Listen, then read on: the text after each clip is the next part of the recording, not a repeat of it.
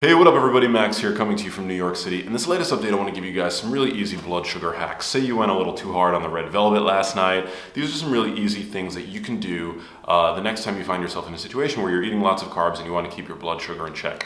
Now, chronically elevated blood sugar puts you at risk for things like insulin resistance, which is the hallmark of type 2 diabetes, which can lead to a whole host of health maladies from cardiovascular disease to cognitive decline. But we know that even short-term spikes in blood sugar can have detrimental effects as well. In fact, a 2008 study in the Journal of Experimental Medicine found that even a short-term sugar blast led to changes at the genetic level, which represents long-term damage from even a short-term sugar spike.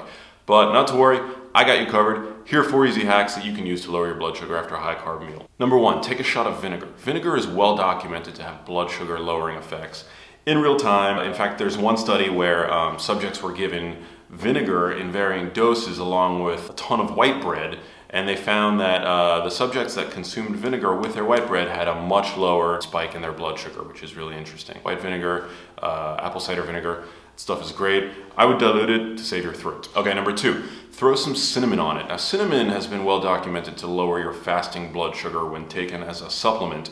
But there was one study in 2007 in the American Journal of Clinical Nutrition that found that when subjects sprinkled cinnamon on rice pudding, they give these subjects the weirdest foods. Their blood sugar response was less when there was cinnamon on it, and this was due in part to a slowing of the digestive process. Now, you want to be careful with the kind of cinnamon that you choose because the common spice variety is called cassia cinnamon, and in high doses can be toxic to some people. So what I would do is I would go for Ceylon cinnamon or cinnamon verum, which is like the true cinnamon, has much less of this toxic substance called coumarin. Number 3, and this is huge, go for a walk. Walking, just walking after eating a high-carb meal drastically reduces your blood sugar. So if you're out at an Italian restaurant feasting on pasta and you have the option to either get back into your car after you eat or walk around the block, I would walk around the block because evidence shows that just taking a walk after eating a high-carb meal drastically reduces your post-meal blood sugar spike. All right, 4th, add some fat to your meal. This is really simple. When you add fat to anything, it slows down what's called gastric emptying, which is the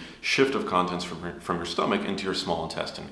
Now, you can easily do this if you're eating lots of pasta, you want to put olive oil on it. And this is also a reason why skim milk might not be as good for you as whole milk, because even though whole milk has more fat, the resulting blood sugar from drinking skim milk is far greater than consuming whole milk, because whole milk has fat in it to blunt that sort of glycemic effect. So adding fat to anything slows down the absorption. And there are a whole host of really healthy fats that are actually good for you, so I see this as being sort of a win-win situation. All right, everybody, that's it for me. I hope you enjoyed these. I hope these were helpful. If you like these kinds of videos, subscribe to my channel. Follow me on Twitter at MaxLugavere, and I will see you next time. Peace.